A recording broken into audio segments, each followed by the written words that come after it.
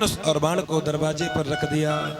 विदुर जी ने कहा तुम अपने राज्य से नहीं दुनिया से बाहर कर दो, पर मैं बात वही बोलूंगा जो नीति पूर्वक है, जो उचित है, क्योंकि 3 लोगों का चाटुकार होना समाज के पतन और नाश का ही कारण होता है। मानस कहती है सचिव वैद्य गुरु 3 जो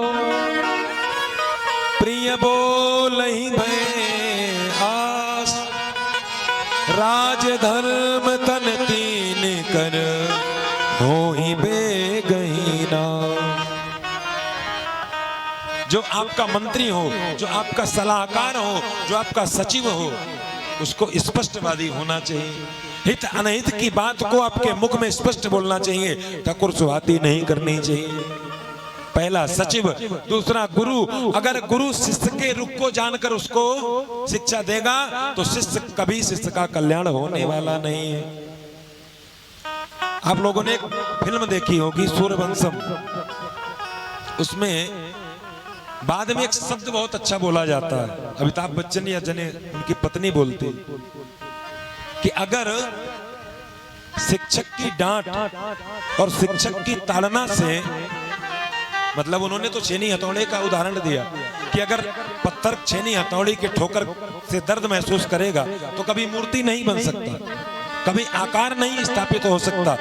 मैं भी यही निवेदन कर रहा हूं, अगर हम लोगों ने जीवन में अपने गुरु, अपने सदगुरु, अपने शिक्षक के ताड़ना को दंड मान लिया और कष्ट मान लिया तो मान कर चलिए जीवन में हमारा हम भी कभी आकार को प्राप्त नहीं कर पाएंगे, कभी समाज में अपने आप को स्थापित नहीं कर पाएंगे। इसलिए गुरु को चाटुकार नहीं होना चाहिए और शिष्य को गुरु के प्रति समर्पित होना चाहिए।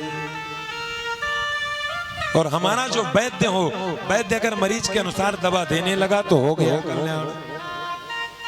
विभीषण ने रावण को बार बार समझाया और यही कहकर के हर बार समझाया, भैया आप मेरे बड़े भाई हो, आप लात मारो कुछ भी मारो, तुम पितु सरिस भले ही मोहि मारा, लेकिन राम भजे हितनाथ तुम्हारा। मैं वही कहूंगा जो उचित है, आप एक नहीं 100 लात मारिए, पर मैं बार बार वही कहूंगा। इसलिए 3 लोगों का स्पष्टवादी होना बहुत जरूरी है। विदुर जी निकल गए, राज्य से बाहर छोड़ दिया, धनुष बाण को रख दिया।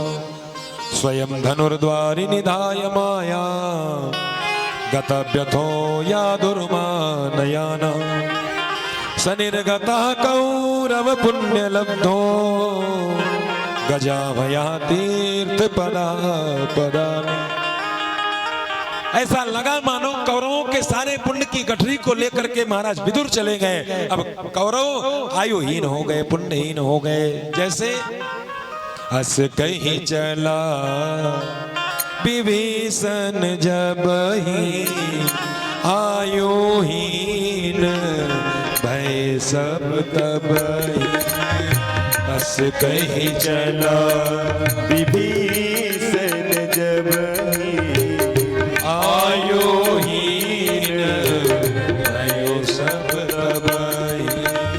हस कहीं चला विभीषण जब ही, हस कहीं चला विभीषण जब ही आयुहीन भय सब तब ही।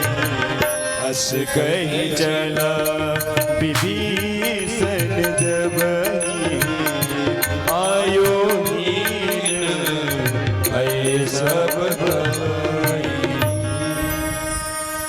ऐसा लगा मानो कौरव सारे पुण्यहीन आयुहीन हो चुके हैं। महाराज विदुर जी चले गए राज्य को छोड़कर, और इधर कन्हैया हस्तिनापुर आने वाले हैं। पूरे नगर में यह समाचार फैल गया